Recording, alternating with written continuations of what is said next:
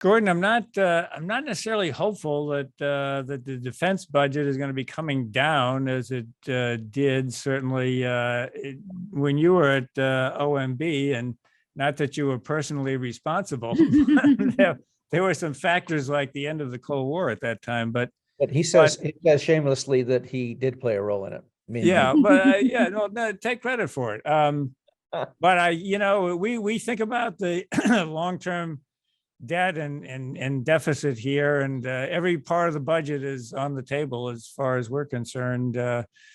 But we can't win the Cold War twice. So bringing the defense budget down from about 6% of GDP to 3% of GDP, as we did in those years, we're at about 3% of GDP now, so we can't bring it down to zero. No, and 3% of GDP, I've always been I didn't find the GDP number very useful because it tells you only about the tax on the economy. It doesn't tell you whether you're buying the capability you need. There's not a magic number there. It's just, it's a weird concept. Kind of a mathematical curiosity, but we came down, but it doesn't look like I'm not sure where the defense budget fits into the long-term deficit reduction picture, but it certainly there are opportunities there. But you talked about mandatory spending at the beginning. That is where the growth is.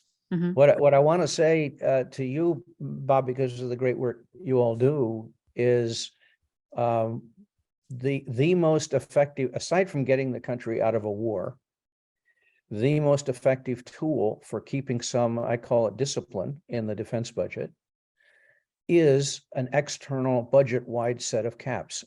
History has shown us now from 1985 to 2023, that's plenty of years and 3 different proofs of principle, right? 3 different acts congressionally, that those are and this is my view of the Pentagon, they're wonderful planners. They are some of the best strategic planners in the US government, way better than anybody else, because if they fail, it's like real obvious.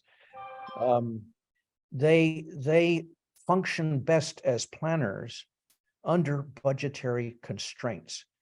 It sounds illogical.